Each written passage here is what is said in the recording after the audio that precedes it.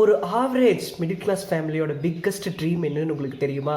இந்த வீடியோவை ஸ்கிப் பண்ணாமல் பாருங்கள், உங்களுக்கே புரியும். நேரம் சரியா மாலை 6 மணி ஆச்சு. சேது கூட கேட்டுட்டு இருக்கீங்க.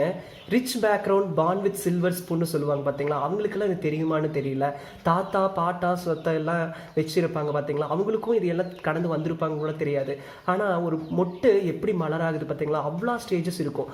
அந்த மாதிரி தான் ஒவ்வொரு மிடில் கிளாஸ் ஃபேமிலிக்கும் அவ்வளோ கஷ்டங்கள் இருக்கும். ஒவ்வொரு ஸ்டேஜை தாண்டி தாண்டி வரும்போது அவங்களுக்கு எல்லாத்துக்குமே ஒரு சாதாரணமாக ஒரு ட்ரீம் என்ன தெரியுங்களா, ஒரு பெரிய ஹோட்டலில் போய் சாப்பிடணும் தான்.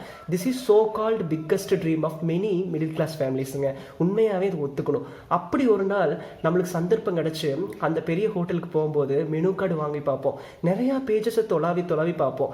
எந்தெந்த ஐட்டம்ஸ் ஆர்டர் பண்ணுறது கிடையாது. நம்மளோட பட்ஜெட் எதுக்கு ஓகேவா இருக்கோ சொல்லி ஆர்டர் பண்ணுவோம். நிறைய பேர் நினைக்கலாம் இது கஞ்சமா அப்படின்னு சொல்லி. கிடையாது. இது கஷ்டத்தை அறிஞ்சு நடந்துக்கிறதுன்னு சொல்றது. கஷ்டப்பட்டு தானே நம்ம சம்பாதிக்கிறோம். அவ்வளோ ஈஸியாக செலவு பண்ண தோணாது. ஏன்னா எக்ஸஸாக இருந்தால் தெரியாது. ஏன்னா நம்மலாம் டிப்பிக்கலான மிடில் கிளாஸ் ஃபேமிலி இல்லையா?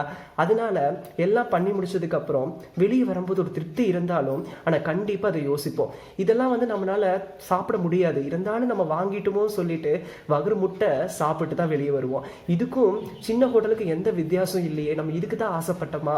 ஒருவேளை நம்ம இந்த ஸ்பெண்ட் பண்ண காசு இருந்திருந்தா நம்ம என்டையர் ஃபேமிலியே 2-3 நாளைக்கு வச்சு சாப்பிட்டுருக்கலாமேன்னு சொல்லி கண்டிப்பாக யோசிச்சிருப்போம்.